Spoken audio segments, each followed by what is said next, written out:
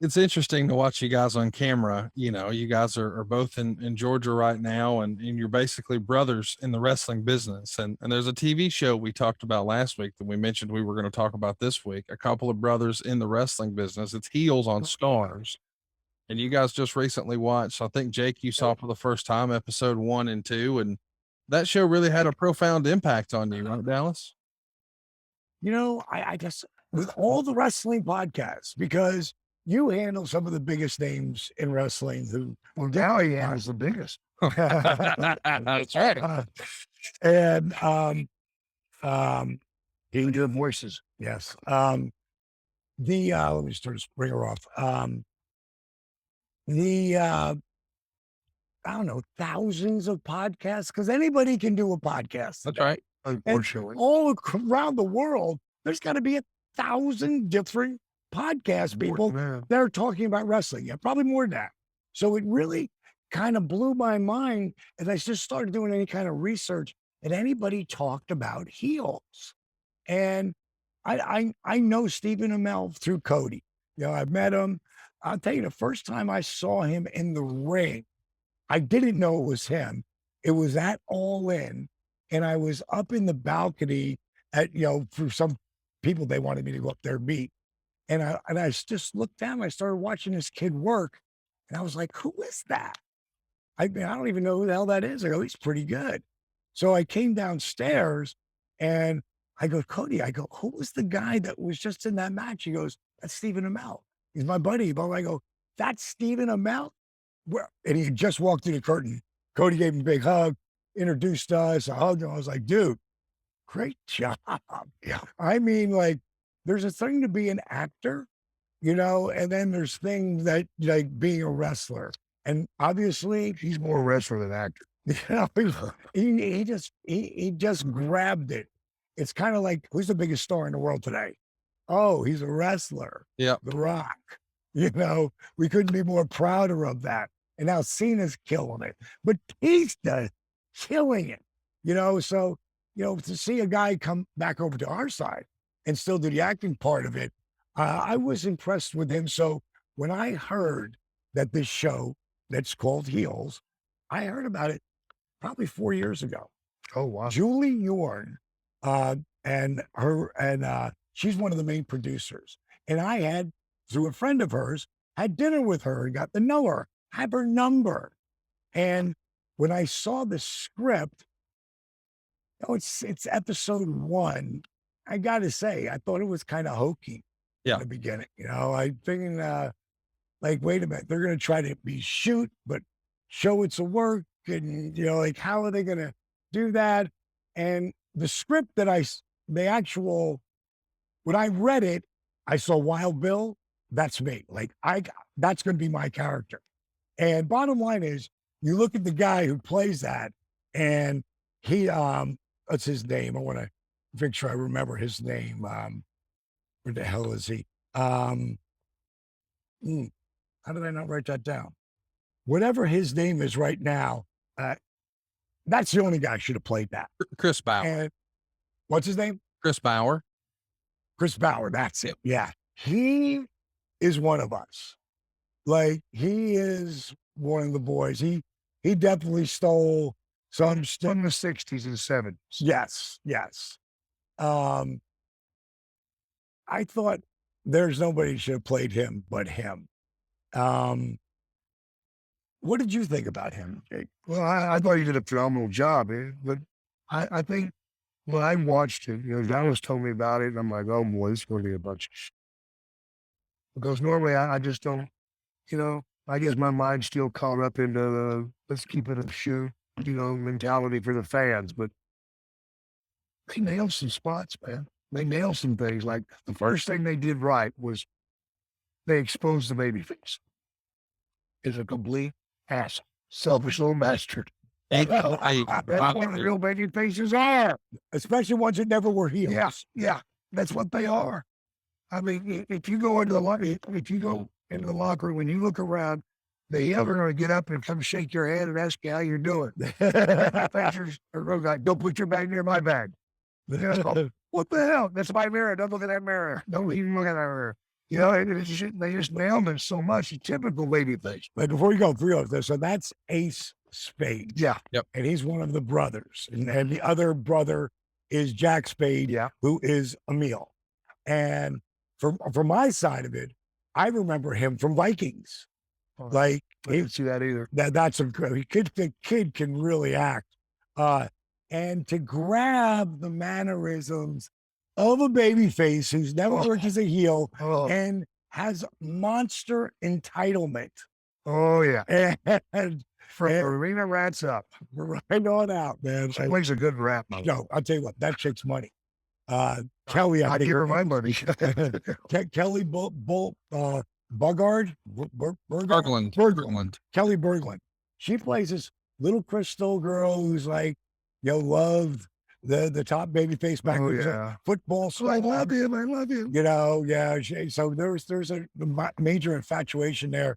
But as time goes on, you see, like even with the first episode, you're like, wow, this chick, she's got something different here, and she's rounding that way there. I was, I really, I liked and I went back and watched it a second time. And the first time, that first hour, that first show was a little hard to get through because they had to explain to people, okay, these are the baby faces, these are Yes. the good guys, these are the heels, they're the best. And then they try to explain kayfabe.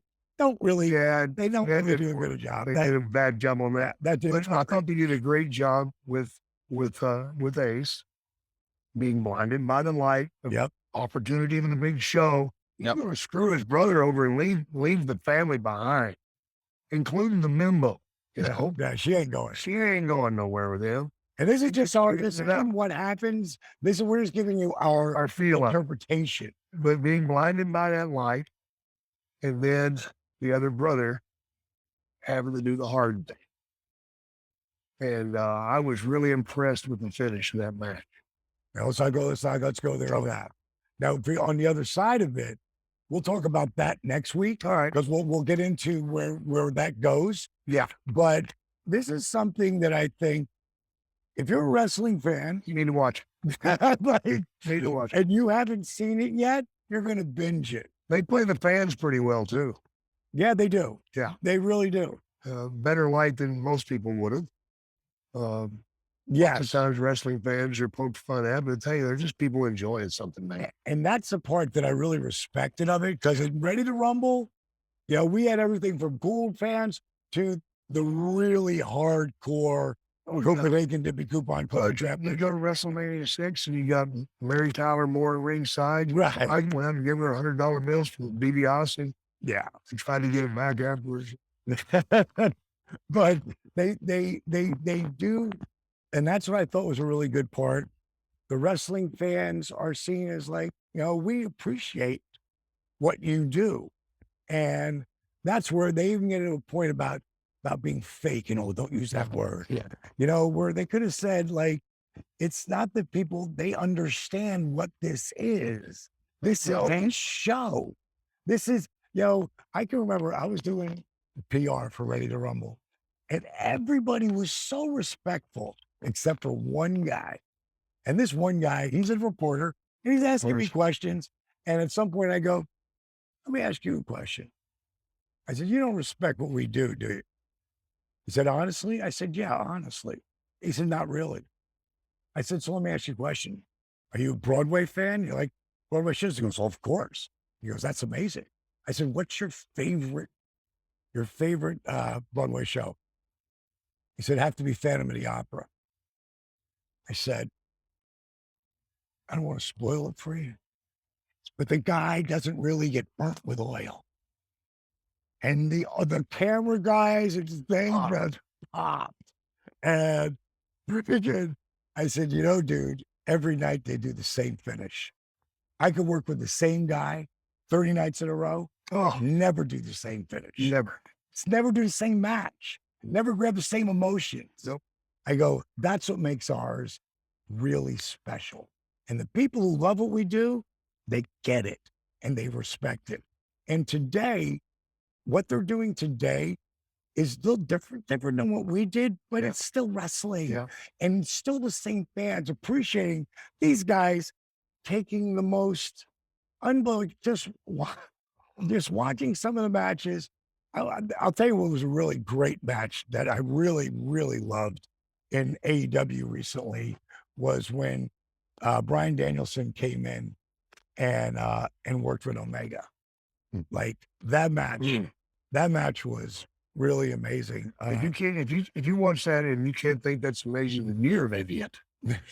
It's an art form, and these guys are Right. beating the hell out of their bodies, and that's the part too. There was some really cool shit that you'll see when they're showing the matches, like Yeah, pieces of it. yeah, I'm yeah. not going to tell you what they did, Yeah. but it was There's like, some really cool. wow, that They slow it down so you can actually see where the guys. Well, what the hell? How do you do that? right. And Matt, it I was don't know because I never did that. but it was magical. So again, like I said, for episode 1, you go back and then after, next week we're going to talk about the finish and what we thought. Well, we're going to tell you right away, spoiler alert. If you want to hear this, go back and listen to episode 3 before you come to 4. Yeah. Because at the end of each week, we're going to talk about the week before's finish Absolutely. of what we really thought of the whole program. Did it hit us right? Did it take us with some stuff like the one thing they did with the oxys and the pills that kind of pissed me That was off. cheap. That was that was lame. Well, that's somebody going for the cheap eat again. Yeah, and I'll tell you why it was so lame. You talk about Oxycontin and you bite into it, you could die. And you can't snort it. Just biting it in half. Yeah. Trust me, I know you got to crumble it up. Oh, sorry. Yes. The bottom line is, if you're going to be as good as I think a lot of this is, Why cheapen it? yeah, you don't need the cheap heat and the cheap pop. Be legit because that just was going to get you more respect. Yeah, why have the guy wearing snakeskin? Nobody does that. Yeah. But he did it cool though. Okay.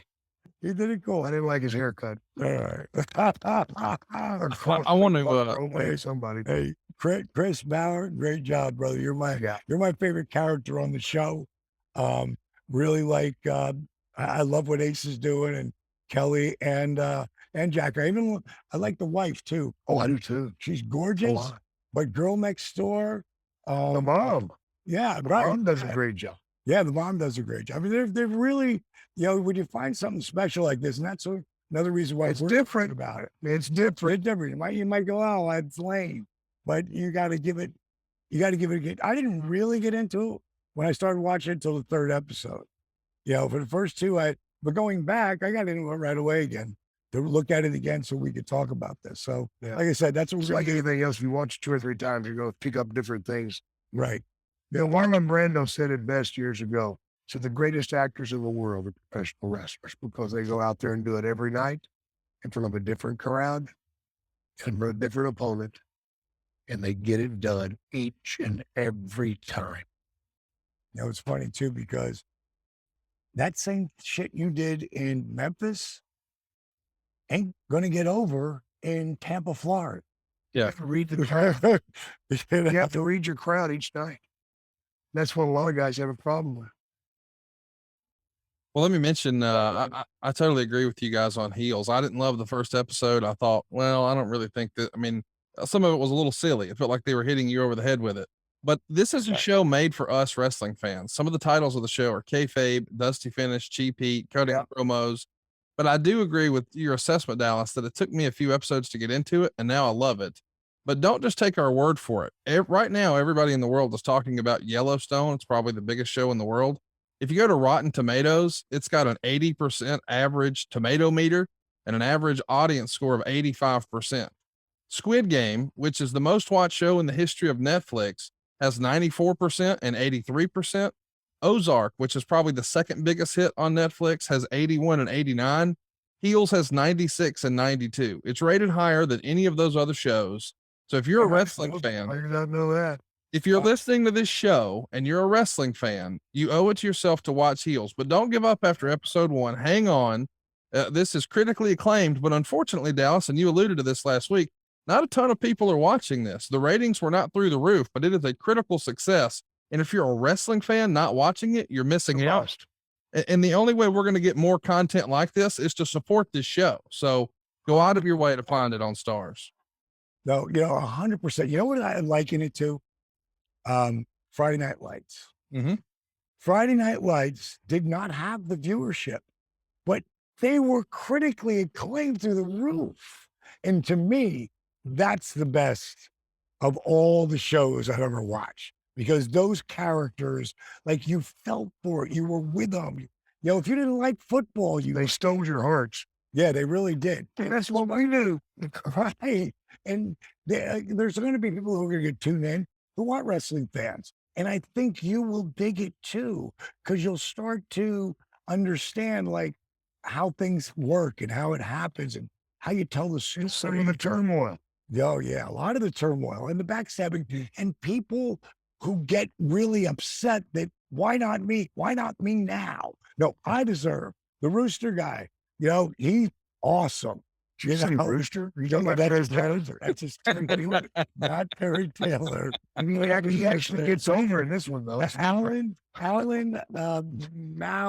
Maldonado. Melandano. He's good. I mean, really, I like them all. Even James Harrison. Even though he played for Pittsburgh. Yeah. Apocalypse. James Harrison. Yeah. Yeah. He 5-time All-Pro and a walk-on. He was undrafted and was a 5-time All-Pro, got 2 Super Bowl rings.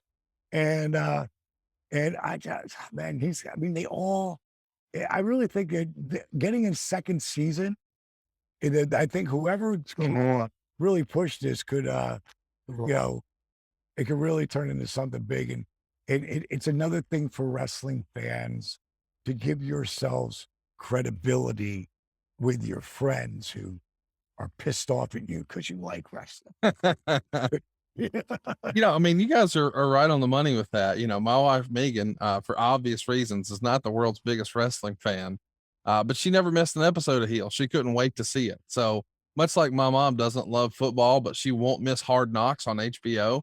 This is a great way to introduce the story of professional wrestling. So it's not just matches, if that makes sense. It's for everybody. Yeah, right. And it's story. It's family things. And one of the things that I will talk about here, and I'll get away from it. To me, this is Florida Championship Wrestling. Back when Eddie Graham was running the territory and it popped. I was there. And this Eddie Graham killed himself. And in this scenario, their dad killed himself. And you don't know why. And that's something that you can feel it as it moves forward. And then the later episodes, some of the things they do. But that, Michael Graham was a really good friend of mine. Michael Graham may be the reason why I'm sitting here, because, I got my first break at AWA by myself, but I was never really going anywhere like that. And then Mike Graham invited me up to the Eddie Graham Memorial, and Pat Tanaka and Paul Diamond, my wrestlers, were booked on the card, and they asked me if I wanted to come. I got me, my buddy Rock Hard Rick, who's guy I videoed wanting to be a wrestler, and he wanted to be a wrestler, and I had $2 diamond dolls in the back of my 62 pink Cadillac. This will be very reminiscent of the story I told a couple of weeks ago when we were driving Rick Rude's 64 mint condition convertible Impala, up from Jacksonville up to Atlanta, and we broke down. The thing I said right before we broke down that night was, this car's unbelievable. They feel the AC. It's unbelievable. I'm going, this is just like, it reminds me of my 62 pink Cadillac. I was driving to Eddie Graham Memorial and it threw a rod. And 5 minutes later, that's when the generator light went on. And that's what happened from Fort Myers to Tampa. My Cadillac threw a rod, the one I drove, in WrestleMania 6, threw a rod, and here I am pulled over to the side of the road. And I called AAA. They're coming to pick it up. Some guys, two rednecks come by in a pickup truck. Hey, ain't you the guy who runs Norma Jeans? I go, yeah, man. Go, man, we love that place. I'm like, hey, you guys wrestling fans? They're like, hell yeah. I go, hey, I'm also Diamond Dallas Page. I got a gig up in Tampa. If you guys come, I'll get you in free. Hold on. We're just going to get some beer. We'll be right back. They went and got the beer, come back. Somehow there's a girl in the middle. Now with them, they come back. They take me and Rick. We get in the back of the cab, the exposed cab, and it looks like it's going to rain any second. And they're handing us beers through the little window of the car. What we don't do to get there. And I got there. Gordon Soley was walking outside. Go around the back. Mike Graham never forgot that I made that show. And Johnny Ace, Johnny Laurinaitis, and I would become monster friends off of that for decades, best friends. But Mike remembers this when Dusty is coming in to boot Florida Championship Wrestling. So here's what happens. Dusty, the NWA, all the stuff that Turner bought for what was going to become WCW. Well, Rick's going to get the book. They want Dusty to turn heel. And he went, not happening. And he called up Mike and going to come to Florida and going to repop Florida. That's the goal. So I get this call at 6 a.m. And at 12 at night, I'm getting ready to crash out because I got a 6 o'clock flight in the morning. And I'm just going to let it go to the answer machine. And I hear Diamond Dallas Page. This is Michael Graham. Pick up the phone. And I'm like, oh my God, it's Mike. I go like, hey, Mike, hey, I got strep throat. I really can't talk. I got to go to the AWA show tomorrow. I really can't talk. Can we talk later? I don't want to hear that shit. I'm sitting here with the American Dream, Dusty Rhodes. I'm going to put you on the phone with him. He's been talking. He wants to bring in Humperdinck or Gary Hart or Baby Doll. And I was like, this guy, Diamond Dallas Page, no one's seen him really yet. You know, he could be a really good manager. I want you to get on the phone with him and I want you to blow him away like he's the biggest mark in the planet. And I'm like, Dusty Rhodes? Like, I can't even talk. Please show him my videotape I sent you. He goes, my videotape machine's broken. You're on. And I hear, hello? Good God, Dusty Rhodes, the Tower of Power, the man of the hour. I spit off about 40 seconds friggin' of just jibber jabbers. I stole his shit. I stole, Albano's shit. I stole my own shit, put it all together. And at the end, I go, that's all I got, Dream. I've got strep throat. Hello? Hey, you have a job. Dusty? And friggin', it seemed like he waited 5 minutes. It was probably 10, 15, 30 seconds. I don't know. But then I heard that voice. Was that a recording, kid? And I said, no, that's me. He said, I want you to come on up here. I want to talk to you. And that's how I got in Florida Championship Wrestling, going up there off of Michael Graham. And Michael Graham, who also took his own life. And that's right before you came in the crib. Because you want to know how dark the spot is that Jake was in. Jake would get pissed off when he would hear someone else had died and it wasn't him. I get angry at God and curse God. Why don't you take me? Just cursing. I'm ashamed of the things I said to God, but I was jealous of people dying. I remember being at the sensational Sherry's funeral. And they asked me to say a couple of words, and I went up there and I said, Sherry, how come you didn't take me with you? Don't you love me? So going back to heels, that's some of the stuff that's going on in the background. And that's why It's brewing. I really was, when I heard that they got a second season, I was like, Cool. Time to go. Well, we're gonna wrap up episode 3. We talked about what Jake did after WCW and picked up a little heels. Next week we'll talk about when Diamond Dallas Page's dream with WCW seemingly came to an end, and we'll pick it up where we left off with heels. Hit the subscribe button and tell your friends about your new favorite wrestling podcast. It's a lot more than a wrestling podcast. It's DDP Snake Pit, and we'll see you back here next week. See ya.